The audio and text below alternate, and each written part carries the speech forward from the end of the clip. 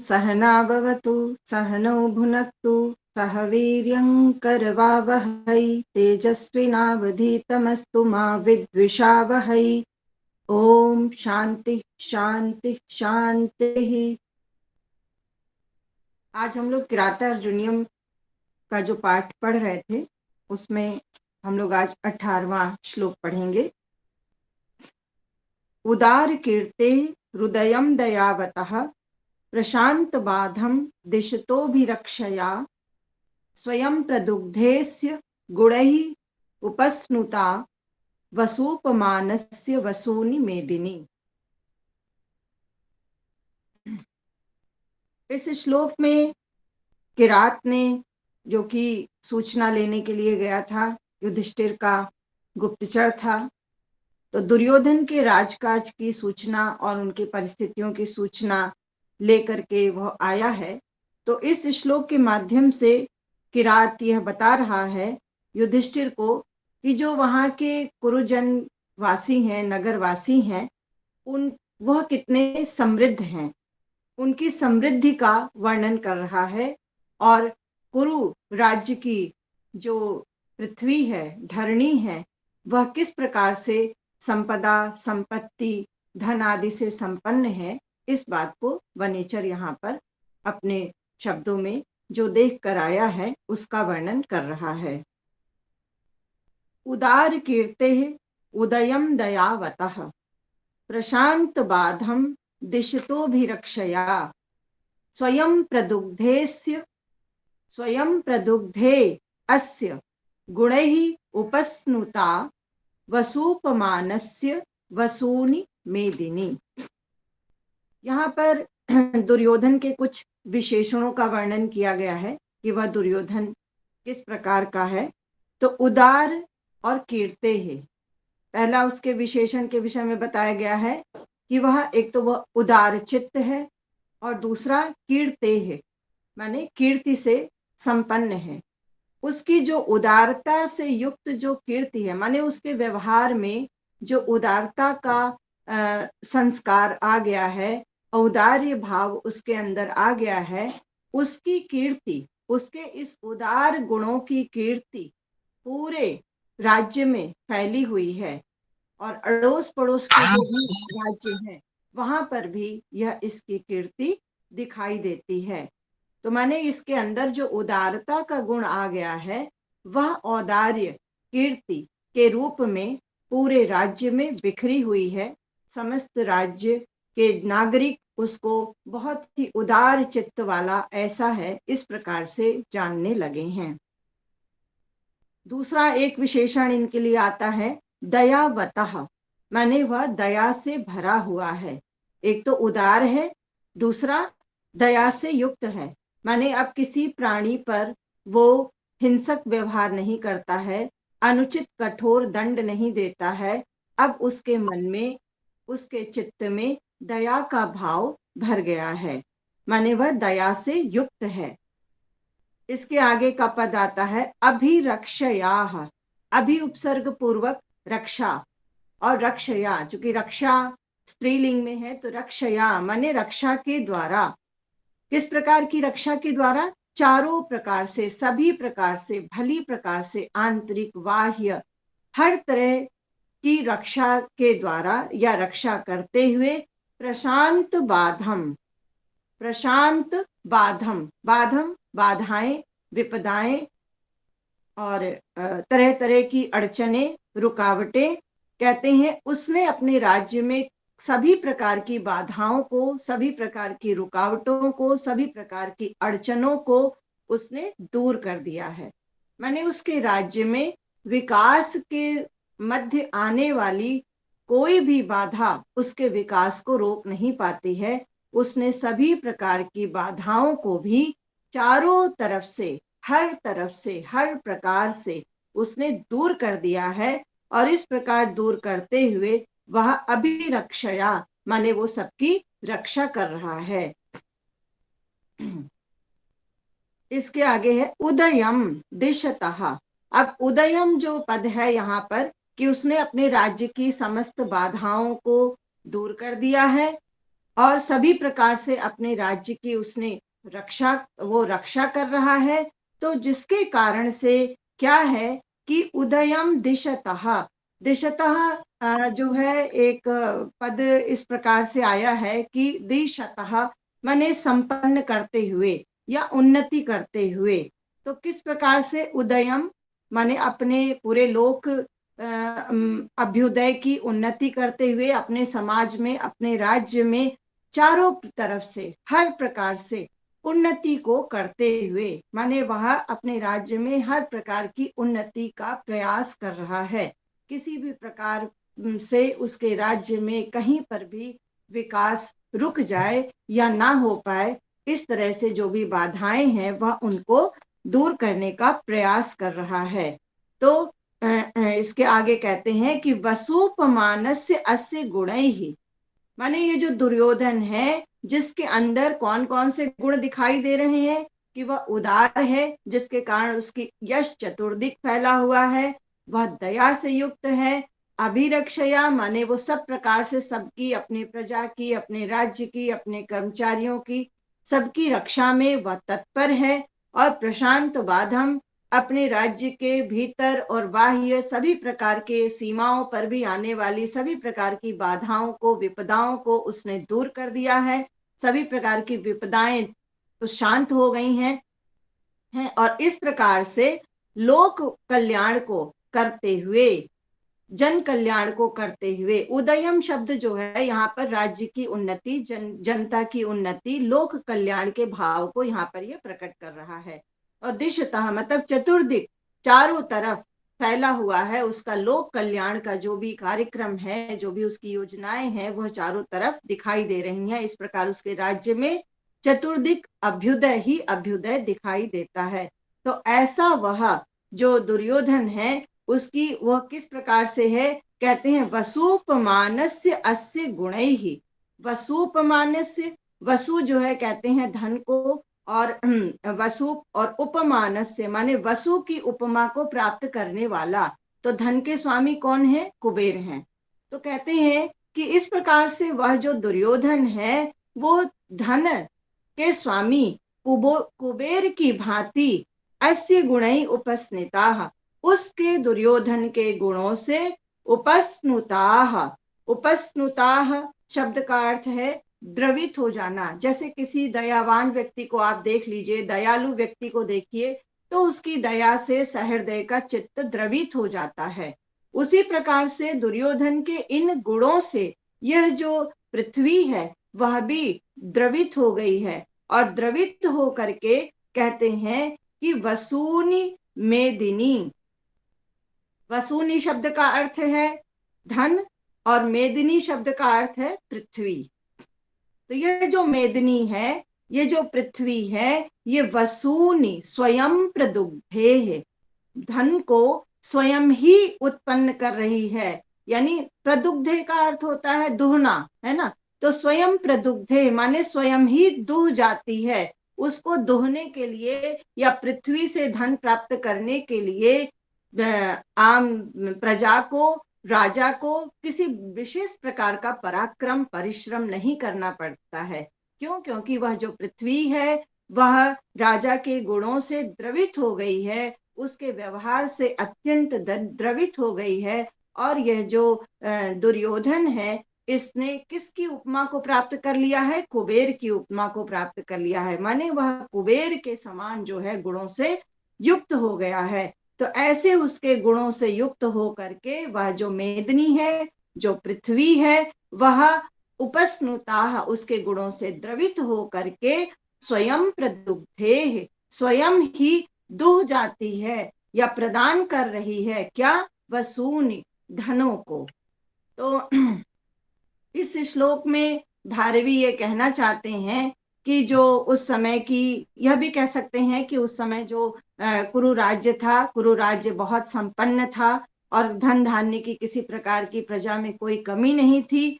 तो ये दुर्योधन उस समय राजा था, तो दुर्योधन के राज्य की संपदा को, उसकी जो है समृद्धि को और प्रजा के सुख को यह दर्शा रहा है। यहाँ पर एक दुह धातु है, तो कहते हैं अकथितम च एक सूत्र है जिसके कारण से ये द्विकर्मक धातु के रूप में माना जाता है।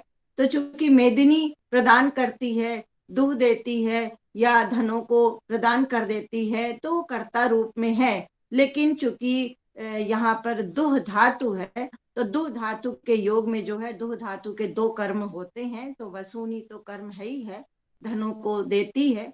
लेकिन जो मेदिनी है, वह जिसका अर्थ पृथ्वी है, धरणी है, वह भी जो है यहाँ पर कर्ता होते हुए भी कर्म के रूप में इसको यहाँ पर लिखा गया है। यह व्याकरण के अनुसार अकथितम च एक सूत्र आता है जिसमें द्विकर्मक धातुओं की 16 द्विकर्मक धातुओं की गणना की गई है, जिसमें एक दुह धातु भी आता है।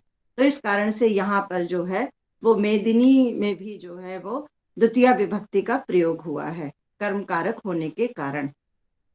दूसरी बात यह है कि यहाँ पर अलंकारों की दृष्टि से अगर हम देखें, छंद तो वंशस्थ छंद है, जिसको कि हम बार बार हम लोग दोहरा लेते हैं कि इनके जितने भी ये श्लोक चल रहे हैं इनमें वंशस्थ छंद में ही ये लिखा गया है। जतौ तु वंशस्थ मुदीरितम जरौ, जिसका कि लक्षण हम लोग पढ़ चुके हैं और इसको हम लोग इस श्लोक में घटा भी चुके हैं। तो अब इसमें एक आता है अलंकार को देख लेते हैं। इस श्लोक में जो अलंकार है वो समासोक्ति नामक अलंकार है। अब समासोक्ति नामक अलंकार का लक्षण क्या है? काव्य प्रकाश में आचार्य मम्मट ने समासोक्ति अलंकार का लक्षण बताते हुए कहा है कि परोक्तिर भेदकै श्लिष्टै समासोक्ति ही।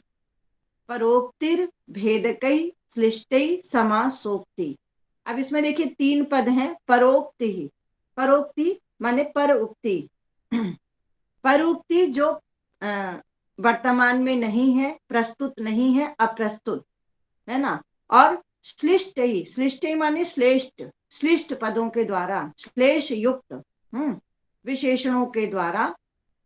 अप्रकृत माने पर, माने अप्रकृत या अप्रस्तुत माने जो नहीं है, उसके व्यवहार का कथन करना। कैसे करना?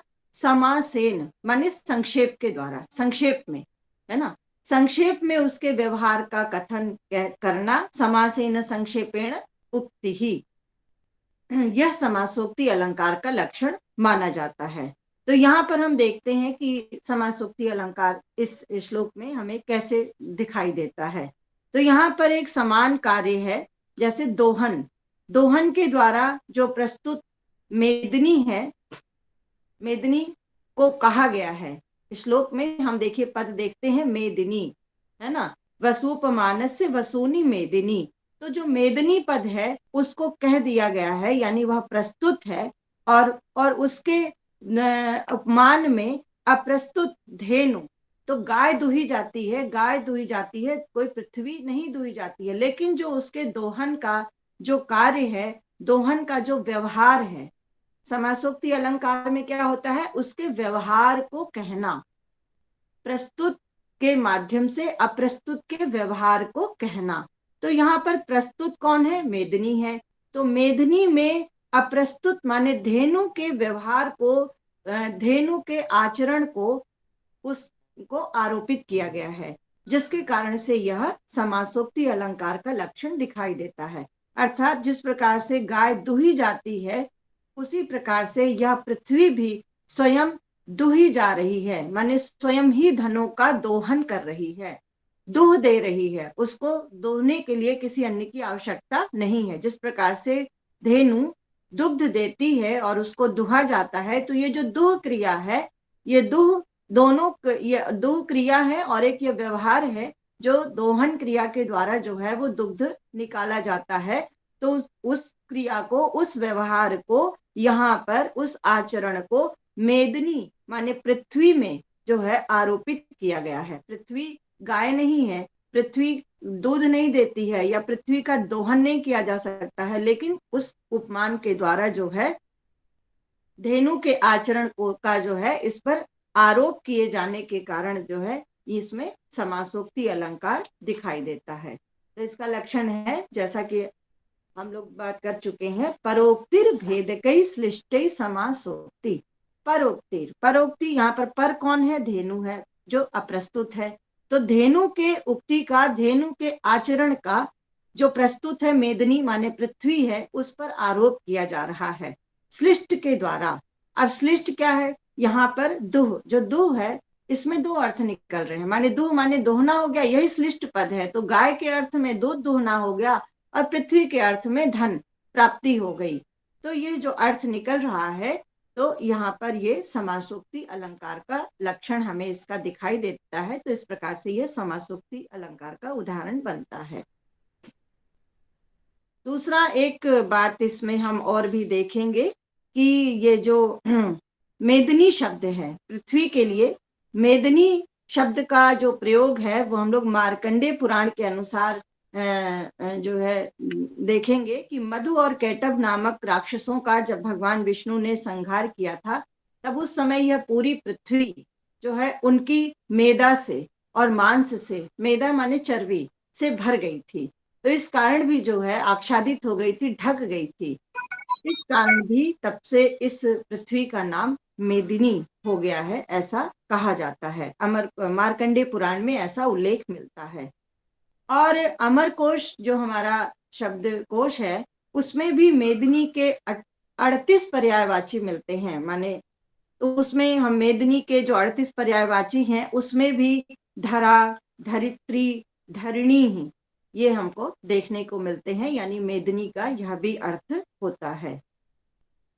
तो इस प्रकार से हमने मेदिनी पद को देखा, जो कि समासोक्ति अलंकार से भी युक्त है और इसके अर्थ भिन्न भिन्न प्रकार के जो अर्थ हैं मेदिनी के 38 पर्यायवाचियों में, उसका धरा, धरित्री और धरणी यह भी अर्थ मिलता है।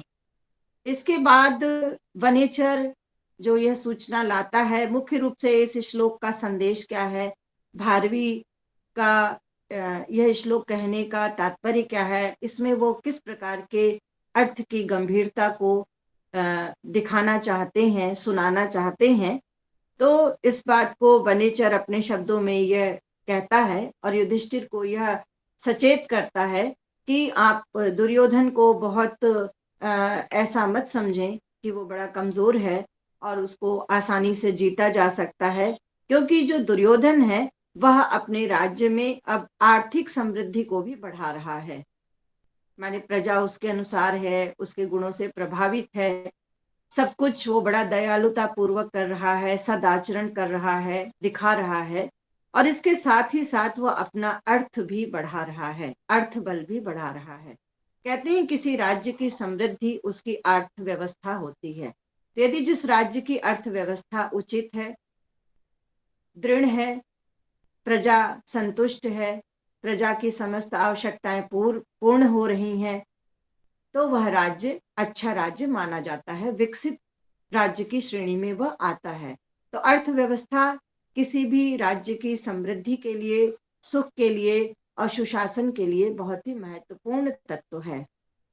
तो आर्थिक समृद्धि के कारण भी दुर्योधन को अब जीतना थोड़ा मुश्किल ही है। क्यों? क्योंकि उसके पास जब धन है तो उसके पास बल भी है, वह अपने अर्थ बल से सैन्य बल भी बढ़ा रहा है। राजाओं को या अन्य लोगों को समुचित उपहार आदि, धन आदि दे करके उनको अपने पक्ष में ला रहा है। तो इस प्रकार से जो उसका अर्थबल बढ़ा है, अर्थ की जो समृद्धि बढ़ी है, उसने उसकी राज्य की शक्ति को भी बढ़ाया है, उसकी मनोबल को भी बढ़ाया है और उसकी सैन्य शक्ति को भी बढ़ाया है। तो यहाँ पर इस श्लोक से यही संकेत मिल रहा है, यही ध्वनित हो रहा है कि किरात यह बताना चाह रहा है युधिष्ठिर को, और युधिष्ठिर के माध्यम से संपूर्ण समाज को और आज के भी वातावरण में यह सूचित है कि धन बल किसी भी राज्य के लिए बहुत बड़ा बल होता है और वह उसकी बहुत बड़ी शक्ति होती है।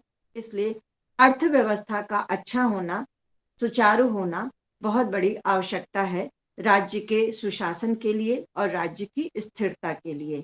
तो इस प्रकार से यहाँ पर किरात के द्वारा जो है प्रस्तुत किया गया है अर्थबल को, जो कि भारवी का अर्थ गांभीर्य या विशेष अर्थ को ध्वनित कर रहा है। आज भी अगर हम देखें अपने राजनीति में, तो जो भी विश्व के पटल पर अगर हम देखते हैं तो वही देश शक्तिशाली माना जाता है, वही देश विकसित विकसित माना जाता है जिसके पास अर्थव्यवस्था जिसकी अच्छी है, जिसके पास धन बल अधिक है। तो यह उस समय की बात है और उसको यहाँ पर किरात ने प्रस्तुत किया है।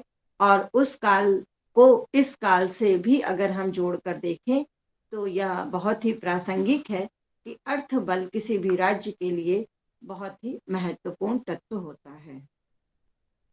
इसके साथ ही इसमें वैदर्भी गुण और प्रसाद गुण भी, वैदर्भी रीति और प्रसाद गुण भी दिखाई देता है। अब अगला श्लोक हम लोग देखते हैं। महौजसौ मान धना धनार्चिताः धनुर्भृतः संयति लब्ध कीर्तयः न संहतास्तस्य न भिन्न वृत्तयः प्रियाणि वाञ्छन्ति असुभिः समीहितुम्। महौजसौ मान धना धनार्चिता धनुर्भृतः संयति लब्ध कीर्तयः न संहतास्तस्य न भिन्न वृत्तयः प्रियाणि वाञ्छन्ति असुभिः समीहितुम्। इस श्लोक के माध्यम से वनेचर अब युधिष्ठिर को यह बता रहे हैं कि दुर्योधन की अर्थशक्ति तो प्रबल हो ही गई है, अब उसके अर्थशक्ति के प्रबल होने के साथ साथ जो अड़ोस पड़ोस के राजा हैं राज्य के, वह भी उसके साथ अनुकूल हैं, और जो उसके राज्य के स्वयं के धनुर्धर योद्धा हैं वह भी उसके अनुकूल हैं। इस बात को युधिष्ठिर से बता रहे हैं। और उनकी यह अनुकूलता किस प्रकार से है? यह अनुकूलता किसी डर या भय से नहीं है, बल्कि प्रेम के कारण ही है। यह इसका बड़ा ही महत्वपूर्ण संदेश है कि अभी तक दुर्योधन से लोग भय के कारण मित्रता दिखाते थे, उसके सामने कुछ बोलते नहीं थे, अपना अहंकार अपना मान प्रदर्शित नहीं कर पाते थे। लेकिन आज लोगों की मनोस्थिति बदल चुकी है और दुर्योधन के गुणों से प्रभावित होकर के और उसकी अर्थशक्ति से प्रभावित होकर के जो योद्धा हैं उसके राज्य के भी और बाहरी, वो सभी जो है उसके साथ अनुकूलता का मित्रवत व्यवहार कर रहे हैं। तो यह जो मित्रवत व्यवहार है वह किसी डर भय या दबाव के कारण नहीं है, बल्कि उसके साथ स्नेह के कारण है। तो यह जो स्नेह है वो किस कारण से है, इस बात को यहाँ पर किरात बता रहे हैं। महौजसौ मान धना धनार्चिता धनुर्भृतः संयति लब्ध कीर्तयः न संहतास्तस्य न भिन्न वृत्तयः प्रियाणि वाञ्छन्ति असुभिः समीहितुम्। महौजसः महान ओजः, महान जिसका ओज है, बल है, पराक्रम है। तो ये विशेषताएं दुर्योधन की बताई जा रही हैं कि वह जो दुर्योधन है और जो दूसरे सैन्य योद्धा हैं उनकी विशेषता ये बताते हुए कह रहा है कि महोजसा, जिस प्रकार से दुर्योधन महान ओजस्वी है, पराक्रमी है, तो उसी के समान ऐसा नहीं है कि दुर्योधन से कहीं जो दूसरे योद्धा हैं वो कमजोर हैं। जब व्यक्ति कमजोर होता है तो भी वो अनुकूलता को स्वीकार कर लेता है और वह अनुकूल हो जाता है। लेकिन यहाँ पर कवि ये बताना चाह रहे हैं कि ऐसी बात नहीं है।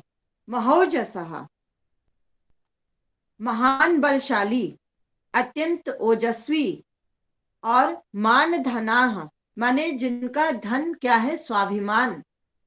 अत्यंत जो स्वाभिमानी हैं उनके मान का कोई भी हनन नहीं कर सकता है, ऐसे। और धनार्चिताः, माने जो धन के द्वारा अर्चित किए गए हैं। यहाँ अर्चा मतलब पूजा सम्मान, जिनकी धन के द्वारा जिनका आदर सत्कार सम्मान आदि होता रहता है, ऐसे। और संयति, संयति शब्द है का अर्थ होता है पद का युद्ध में, है ना। तो युद्ध में सप्तमी विभक्ति है, संयति युद्ध में लब्ध कीर्तयः, माने जिन्होंने अपने पराक्रम से कीर्ति को यश को प्राप्त किया है, ऐसे योद्धा। संहिता, संगठित ना होने वाले, माने यहाँ पर संगठित ना होने वाले इस पद का तात्पर्य क्या है, क्या कहना चाहते हैं भारवी कि संगठित सामान्यतः लोग अपने अपने स्वार्थों के कारण गुटबंदी हो जाती है और छोटे छोटे गुटों में बट जाते हैं और छोटे छोटे संगठन बना लेते हैं। लेकिन यहाँ पर जितने भी योद्धा हैं उसके राज्य के अंदर, राज्य से बाहर, उन सभी ने, किसी ने भी अपने स्वार्थ के कारण कोई संगठन नहीं बनाया। और क्या कहते हैं, न भिन्न वृत्तयः, और उनकी जो वृत्तियां हैं, व्यवहार हैं, वह भी दुर्योधन के अनुकूल हैं, दुर्योधन के विचार के प्रतिकूल नहीं है। दुर्योधन जैसा चाहता है वैसी ही उनकी गतिविधियां, वैसा ही उनका व्यवहार दिखाई दे रहा है। तो इस प्रकार से वो अविरोधी वृत्ति वाले हैं, माने वो विरोध प्रदर्शन करने वाले नहीं हैं। किसी भी प्रकार की उनकी जो वृत्तियां हैं, उनका व्यवहार है, वह भिन्न नहीं है। और धनुर्भृतः, धनुर्भृत, भृत माने भट्ट, योद्धा, और वो कैसे, धनुर्धारी।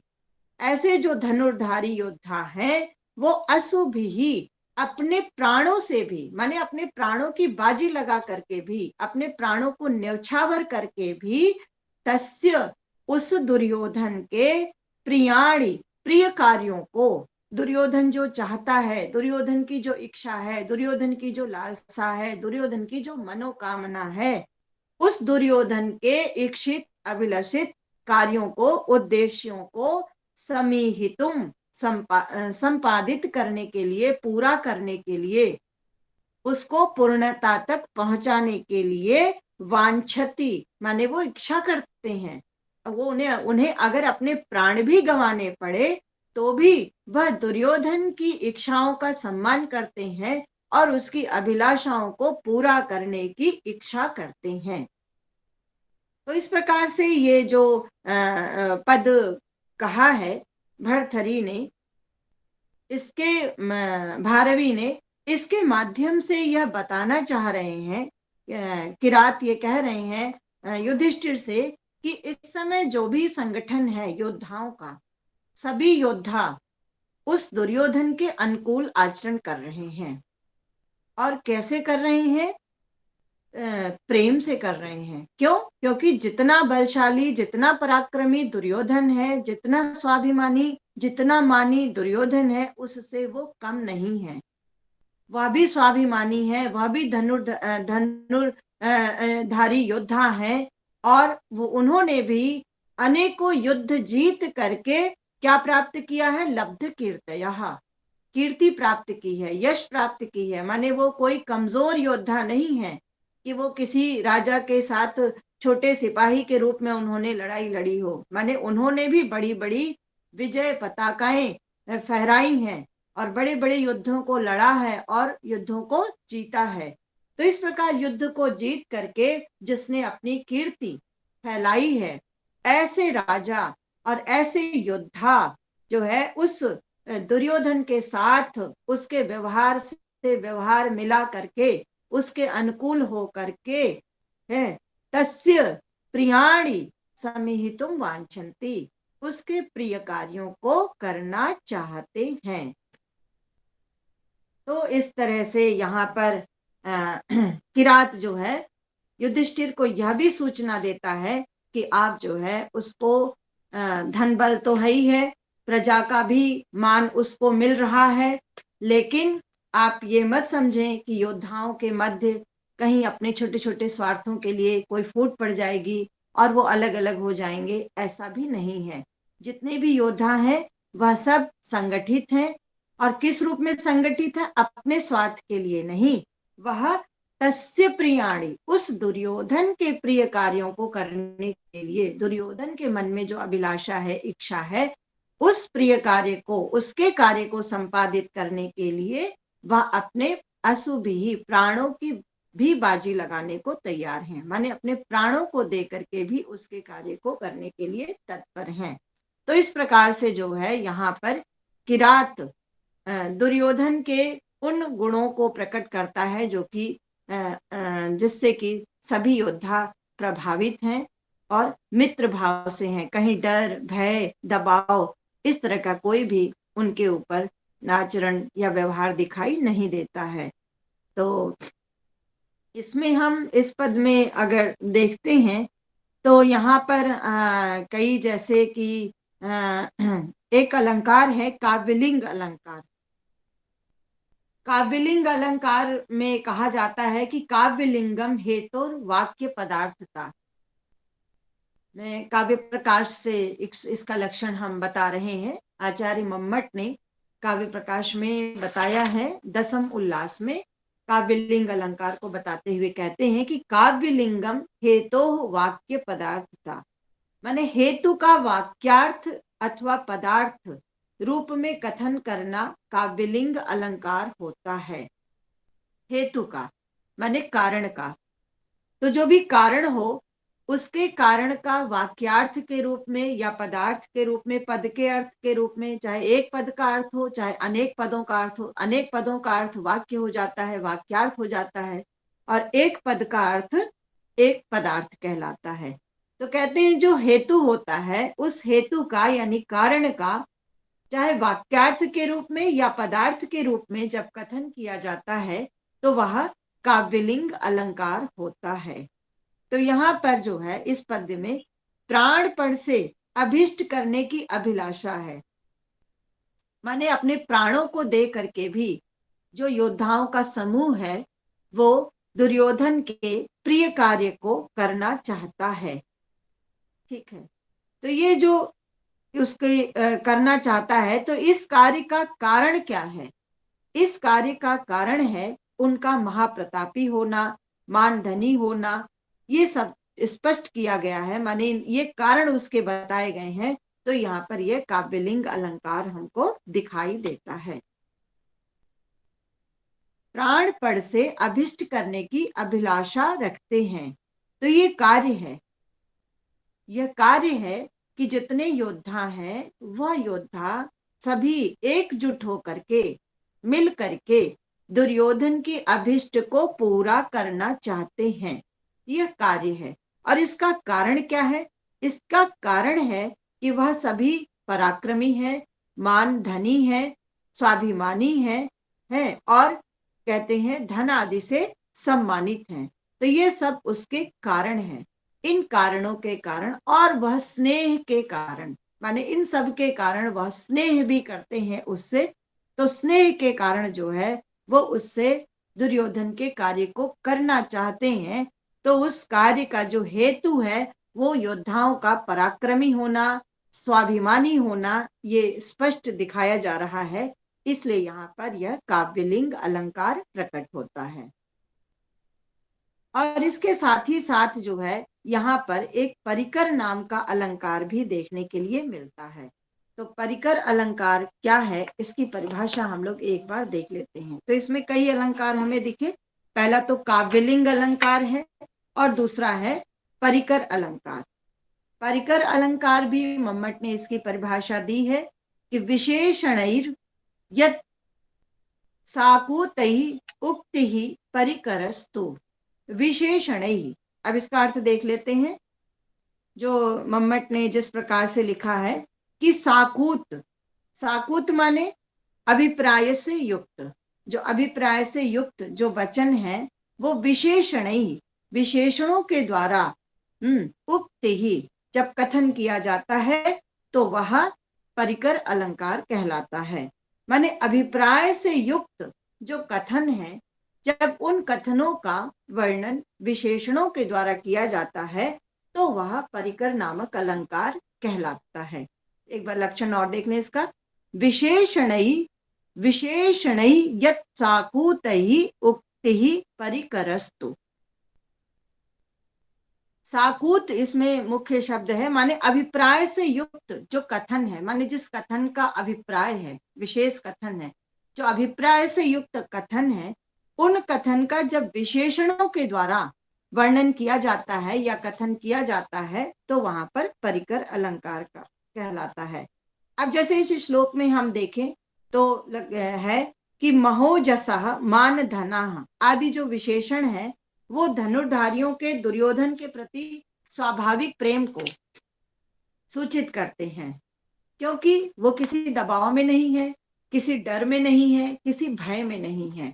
अगर ये बात ना कही जाती कि वो जो योद्धा हैं उनकी ये विशेषताएं अगर ना बताई जाती कि महान ओजस्वी हैं, पराक्रमी हैं, स्वाभिमानी हैं, तो ये दूसरा अर्थ देने लगता।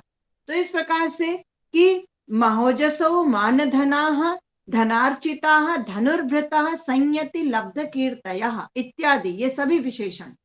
तो ये जो सभी विशेषण है, ये सभी विशेषण किस अभिप्राय को व्यक्त कर रहे हैं? विशेष कौन सा अभिप्राय है कि दुर्योधन के साथ जो वह उसके अनुकूल व्यवहार कर रहे हैं, जो उसका साथ दे रहे हैं, उसकी अभिलाषाओं को प्राणों की बाजी लगा करके भी पूरा करना चाहते हैं। तो क्यों करना चाहते हैं? क्योंकि उसके साथ उसका स्नेह है, उसकी मित्रता है। तो यह विशेषण ही इस अभिप्राय को अभिव्यक्त कर रहे हैं। इसलिए यहाँ पर यह परिकर नाम का अलंकार है। क्योंकि अगर ऐसा नहीं कहा जाता, अगर इन विशेषणों को कभी नहीं लिखते यहाँ पर, तो ये होता कि जो ये इतने योद्धा हैं, या तो वो किसी डर से, किसी भय से, या किसी लोभ से, या उसकी चाटुकारिता करने के लिए, या उसको अपने प्रभाव में रखने के लिए, इस तरह के जो अर्थ हैं वो अभिव्यक्त होते। और ये अर्थ अभिव्यक्त नहीं होता, क्योंकि मित्रता कहा जाता है कि हमेशा समानता में होती है। तो जो गुण दुर्योधन में दिखाई दे रहे हैं, जो ऊर्जा, जो प्रतिभा, जो ऐश्वर्य, जो पराक्रम, जो ओज, वही सब उनमें भी है। वह भी लब्ध ख्याति योद्धा है। तो वह उस दुर्योधन का साथ दे रहे हैं। तो क्यों दे रहे हैं? क्योंकि उनकी उससे मित्रता है। वो मित्रतावश, स्नेहवश उसका जो है वो साथ दे रहे हैं। तो ये जो स्वाभाविक स्नेहवश साथ दे रहे हैं, ये जो विशेष अर्थ अभिप्राय निकल रहा है, जो कि कवि ने शब्दों से इसमें नहीं कहा है, पदों के माध्यम से इसको नहीं कहा है। तो ये जो अभिप्राय निकल रहा है, यह अभिप्राय इन विशेषणों के द्वारा ही निकल रहा है। और यह विशेषण कौन कौन से हैं? महोजसौ, मान धनाः, धनार्चिता, धनुर्भृतः, संयाति लब्ध कीर्तयः। ये इतने विशेषण हैं। इन विशेषणों के द्वारा ही यह अर्थ निकल रहा है कि ये सभी योद्धा उस दुर्योधन का जो साथ दे रहे हैं, वो स्वाभाविक स्नेहवश दे रहे हैं। किसी चाटुकारिता, किसी डर, किसी दबाव, किसी भयवश नहीं दे रहे हैं। तो इस प्रकार से यहाँ पर हमें परिकर अलंकार देखने को मिलता है, जिसकी की परिभाषा आचार्य मम्मट ने की है। मैंने उसी को कोट किया है यहाँ पर। तो ये हमको यहाँ पर विशेष रूप से अर्थ स्पष्ट हो रहा है। अब हम लोग देखते हैं कि इसमें और भी वैसे अलंकारों को दिखाया गया है कि एक संश्लिष्ट नामक अलंकारों का भी है कि जब दो अलंकार दिखते हैं, माने संश्लिष्ट जुड़े हुए होते हैं, तो यहाँ पर एक हमको काव्यलिंग अलंकार भी दिख रहा है और परिकर अलंकार भी दिख रहा है। तो इस प्रकार से, लेकिन मुख्य रूप से परिकर अलंकार और काव्यलिंग अलंकार ये दोनों ही स्पष्ट दिखाई दे रहे हैं। तो इन्हें हमें इसमें समझना चाहिए। और इसके बाद विशेष रूप से यहाँ पर प्रसाद गुण और वैदर भी रीति तो है ही। और वनेचर युधिष्ठिर से एक बात और भी कहना चाहते हैं कि जो इसके जो सैनिक हैं, जो योद्धा हैं, जो उसके अन्य राज्यों के जो राजा हैं, जो अच्छे योद्धा हैं, श्रेष्ठ धनुर्धर हैं, तो उनके प्रति दुर्योधन का स्वाभाविक स्नेह है। ये बहुत बड़ी बात यहाँ पर किरात ने युधिष्ठिर को बताई है। यानी वो टूटने वाले नहीं हैं, क्योंकि उनमें किसी प्रकार का भिन्न वृत्ति नहीं है और उनमें किसी प्रकार का स्वार्थवश कोई संगठन, अलग अलग कोई संगठन दिखाई नहीं दे रहा है। तो ये दुर्योधन की बहुत बड़ी शक्ति है, क्योंकि धनबल भी है, प्रजा भी अगर उसके अनुकूल है, और यदि जो राजा हैं, योद्धा हैं, अगर वो अपने छोटे छोटे स्वार्थों के लिए लड़ते हैं, तो वह राज्य कमजोर हो जाता है। जैसे हम लोग भी अगर वर्तमान समय में भी देखें, आज की राजनीति को भी अगर हम उदाहरण बनाकर देखें, तो आप देख लीजिए हमारे भारतवर्ष में ही जो है, अगर प्रांतों की लड़ाई होने लगती है, हर प्रांत अपने अपने स्तर से बात करने लगता है, तो एक स्वार्थवश गुट बनने लगता है, जिससे कि देश आंतरिक रूप से कमजोर दिखाई देता है, खोखला दिखाई देता है, और जो बाहरी शत्रु हैं उनकी दृष्टि हम पर पड़ती है, जो पड़ोसी शत्रु हैं, और वो हमें ऐसे मौके की तलाश में रहते हैं और आक्रमण करने की प्रयास करते हैं। तो ये बात कह सकते हैं कि भारवी ने किरातार्जुनीयम के माध्यम से यह संदेश भी दिया है कि प्रत्येक राजा को ऐसा गुण अपने अंदर, ऐसा आचरण, ऐसा व्यवहार भी रखना चाहिए कि अन्य राजा, अन्य पड़ोसी राजा और योद्धा जो उसके राज्य के अंदर के हैं और बाहर के हैं, माने उसका आंतरिक संगठन भी मजबूत होना चाहिए, उसके अनुकूल होना चाहिए, देश के हित में होना चाहिए, राज्य के हित में होना चाहिए, और जिससे के कारण बाहरी शक्तियां भी उस पर प्रभाव न डालें। जब आप मजबूत होते हैं तो दूसरी भी जो मजबूत शक्तियां होती हैं, शक्तिशाली शक्तियां होती हैं, देश होते हैं, वो मजबूत राष्ट्र का ही सहारा बनते हैं, है ना। तो इस बात को यहाँ पर संकेत देते हुए भारवी ने अपने अर्थ गंभीर गुण का भी परिचय दिया है। अब एक श्लोक हम लोग और देख लेते हैं। महिभृताम सच्चरितैः महिभृतां सच्चरितैश्चरैः क्रियाः सवेद निःशेषमशेषित क्रियः महोदयै तस्य हितानुबन्धिभिः प्रतीयते धातु वै हितं फलैः। अब यहाँ पर भी वही बात है, और उस बात को थोड़ा सा दूसरे ढंग से कहने का प्रयास कर रहे हैं कि जो दुर्योधन है वह अपने राष्ट्र की समस्त जानकारी को अपने पास रखता है, और वो ऐसा नहीं है कि वह गुप्तचरों के ऊपर आश्रित है। दुर्योधन की जो योजनाएं हैं वह उसके गुप्तचर भी नहीं जान पाते हैं, कभी कभी ऐसी जो उसके अत्यंत निकट है वह भी नहीं जान पाता है। किस रूप में बता रहे हैं कि महिभृताम सच्चरतैश्चरैः क्रिया सवेद निःशेष शेषित क्रिया महोदयैस्तस्य हितानुबन्धिभिः प्रतीयते धातुरिवे अहितं फलैः। धातु इव अहितं फलैः। अब एक एक पद का अर्थ देखते हैं। अशेषित क्रिया, अशेषित माने शेष न रह जाना, जिसकी कोई भी कार्य, कोई भी योजना, कोई भी क्रिया शेष नहीं रह जाती है। तो अशेषित क्रिया ये दुर्योधन का विशेषण है, यानी वह अपने कार्यों को समय से पूरा कर लेता है। उसके सभी कार्य, उसकी सभी योजनाएं समय के भीतर पूरी हो जाती हैं, माने उसके कोई भी कार्य शेष नहीं रहते हैं, उसकी कोई भी क्रियाएं शेष नहीं रहती हैं। दूसरा है सच्चरितैः, उत्तम चरित्र वाले, चरई गुप्तचरई, यानी जो उसके गुप्तचर हैं राज्य के, वह राज्य के जो गुप्तचर हैं वह भी कैसे हैं, उत्तम चरित्र वाले हैं। वह झूठ नहीं बोलते हैं, उसको धोखे में नहीं रखते हैं, जो भी सूचना होती है जैसी होती है वैसी ही उस तक ला करके प्रस्तुत करते हैं। तो इस प्रकार से जो गुप्तचर हैं वो कैसे हैं, उत्तम चरित्र वाले हैं, शुद्ध चरित्र वाले हैं, सत्यवादी हैं, सत्य बोलने वाले हैं, जैसा देखते हैं वैसा बताने वाले हैं। तो यहाँ पर कह रहे हैं कि अशेषित क्रिया सह, सह पद किसके लिए है, दुर्योधन के लिए है। सह माने वह दुर्योधन, वह दुर्योधन जो कैसा है, जो अपने अशेषित क्रिया, अपने समस्त कार्यों को, अपनी समस्त योजनाओं को समय से पूरा करने वाला है। वह सच्चरितैश्चरैः, उत्तम चरित्र वाले गुप्तचरों के द्वारा, और महिभृताम क्रियाः निशेषम वेद।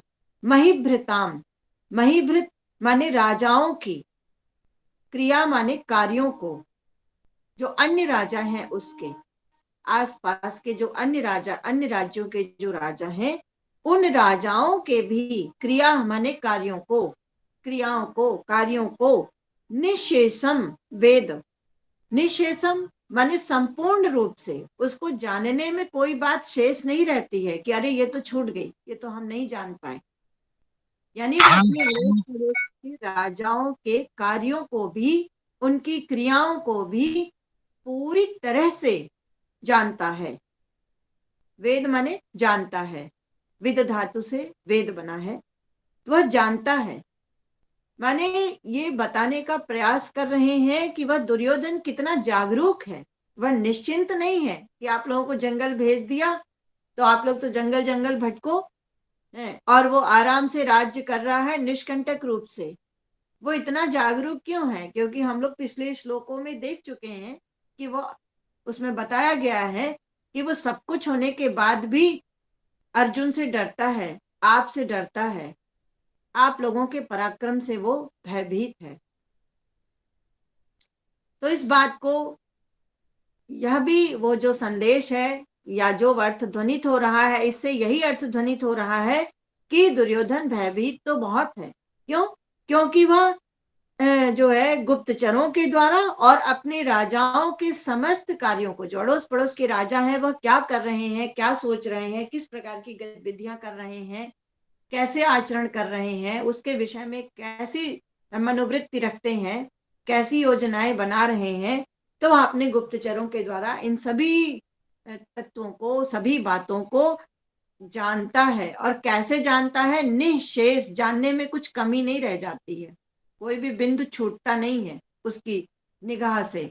तो वो सब कुछ जानता है, समग्र रूप से, पूरी तरह से जानता है। और धातु इव कहते हैं, धातु इव, धातु शब्द है विधाता के लिए, विधाता है ना, धा धातु।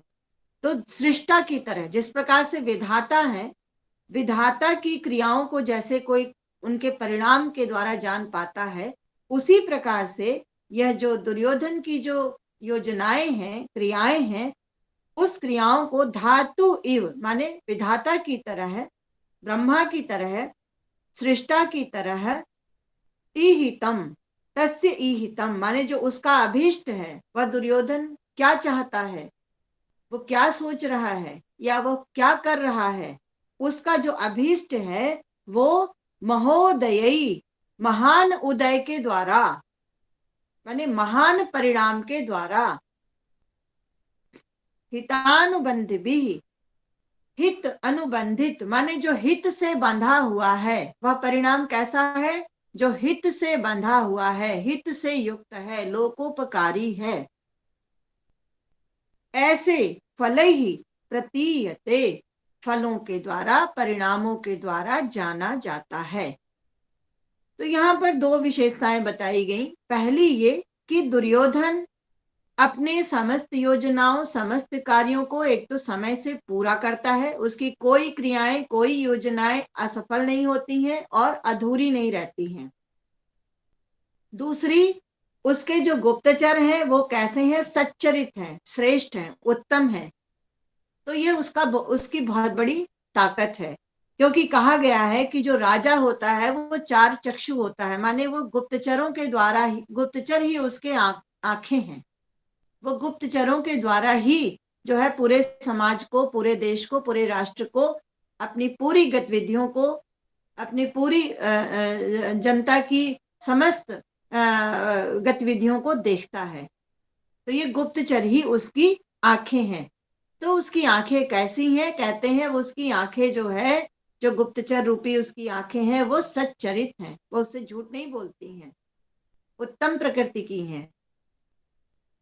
और महिभ्रताम क्रिया, और इसके साथ ही साथ वह जो गुप्तचरों के द्वारा वह जितने अड़ोस पड़ोस के राजा हैं, उन समस्त राजाओं की क्रिया को वह निशेष माने संपूर्ण रूप से जानता है, कहीं कुछ छूटता नहीं है। तो एक तो यह उसकी जागरूकता, उसकी तल्लीनता और समय से अपने कार्यों को पूरा करने का उसकी जो निष्ठा, ये सब दिखाती है। दूसरा ये है कि वह क्या कर रहा है, उसकी क्या योजनाएं हैं, वह कोई भी नहीं जान पाता है।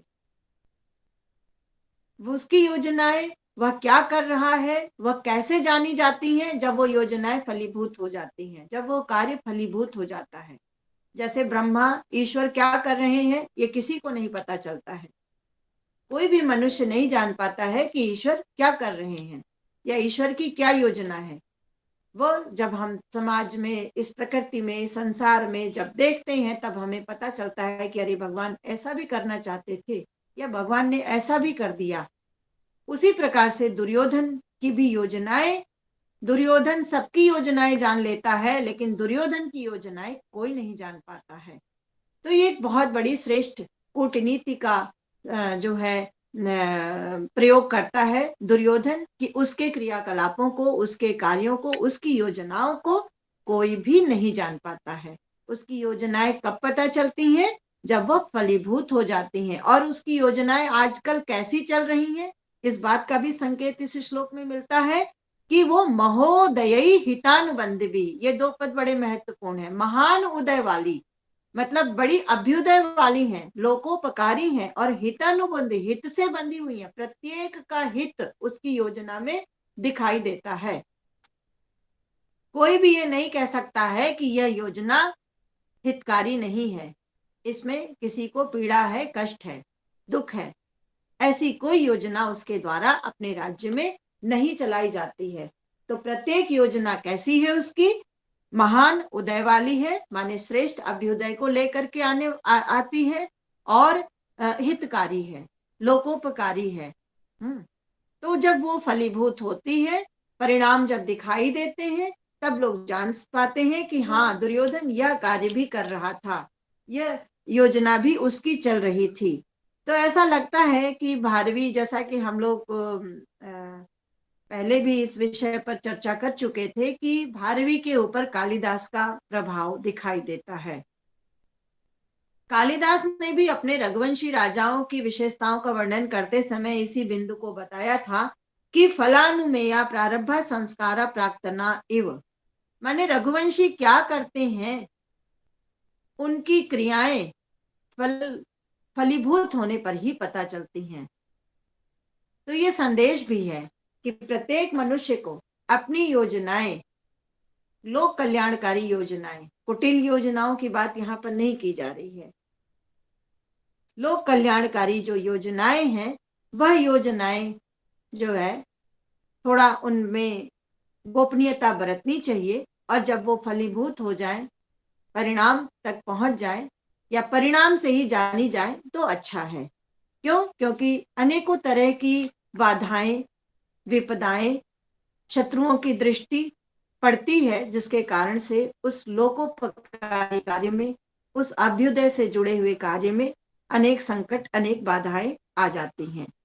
तो इस प्रकार से यह एक, कौटिल्य ने इसको मंत्रगुप्ती कहा है कि इस योजना को या इस उपाय को राजा को अपने चरित्र में लाना चाहिए, अपने व्यवहार में लाना चाहिए, और इस प्रकार से उसे राज्य का संचालन करने का प्रयास करना चाहिए। जैसे अमर कोश में भी जो है इसका अर्थ बताते हुए कहा गया है कि चारश्च गूढ़ पुरुषश्च, जो चार हैं माने जो गुप्तचर हैं, यह क्या है? गूढ़ पुरुष है, रहस्यमय पुरुष है ना। इनको ये सामान्यतः इनके व्यवहार के विषय में कोई जान नहीं सकता है। तो इनकी जो बातें होती हैं, जो इनकी सूचनाएं होती हैं, वो बड़ी गूढ़ और बड़ी रहस्यमय होती हैं, गोपनीय होती हैं। तो अमर कोश में भी इस बात को कहा गया है। इसमें हमें एक धातु रिव जो पद है, धातु इव, धातु इव, यहाँ पर जो है वो अलंकार दिखाई देता है, उपमा अलंकार। इव माने धातु इव, इसकी उपमा दी गई है विधाता की तरह। दुर्योधन की को जो है की उपमा विधाता से दी गई है, कि जिस प्रकार से विधाता के कार्यों को उनके परिणाम आने के बाद ही जान सकते हैं, उसी प्रकार से दुर्योधन की योजनाओं के विषय में भी जो नागरिक हैं या अन्य राजा लोग हैं, वो सभी जो है परिणाम आने पर ही जान पाते हैं। यहाँ पर वैसे बहुब्रीहि समास का काफी प्रयोग दिखाई दे रहा है। जैसे अशेषित क्रिया जो पद है, उसमें अशेषिता क्रिया ये न सह, माने जिसके द्वारा अपनी समस्त क्रियाओं को समाप्त कर दिया गया। और महोदयी, महान उदयः येभ्यः तैः, माने जिसके द्वारा महान उदय किया जाता है।